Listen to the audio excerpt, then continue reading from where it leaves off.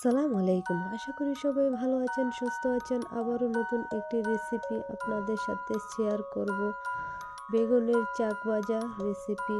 আপনারা দেখতেই পাচ্ছেন কতটা লোভনীয় হয়েছে। গরম ভাতের সাথে খেলে একবারেই ফিনিশ।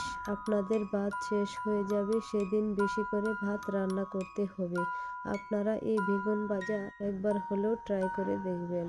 আমি এখানে একটা চাক বেগুন নিয়েছি বড় সাইজের। আমি এখানে ভালো করে চাক চাক করে কেটে নেব। আপনারা চাইলে মাঝখান দিয়ে কেটে নিতেও পারেন।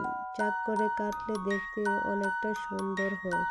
আপনারা দেখতেই পাচ্ছেন আমি কিভাবে কেটে নিয়েছি। এবার ধুয়ে পরিষ্কার করে নিয়ে আমি এখন মশলা দিয়ে মাখিয়ে নেব। দিয়ে দিব হাফ টিস্পুন হলুদের গুঁড়া, 1 টেবিল চামচের মতো মরিচের গুঁড়া আর স্বাদ মতো লবণ। এখন আমি হাত দিয়ে ভালো করে মশলাগুলো মাখিয়ে নেব। মশলাগুলো মাখিয়ে এখন 10 মিনিটের জন্য রেস্টে রেখে দেব। 10 মিনিট পর ফিরে আসব। 10 মিনিট পর এখন আমি একটি ফ্রাই প্যান বসিয়ে গরম করে নিলাম। দিয়ে দিব এখানে আমি পরিমাণ মতো তেল। তেলটা গরম হলে আমি একে একে সবগুলো বেগুন দিয়ে দিব।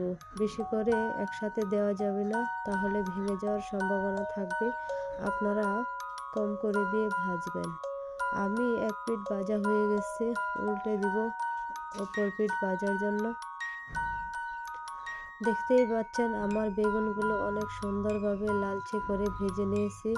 আপনারা যদি আমার টিপস ফলো করেন তাহলে অবশ্যই আপনাদের বেগুনগুলো পারফেক্টভাবে ভাজা ও মচমচে থাকবে, খেতেও অসম্ভব মজার হবে।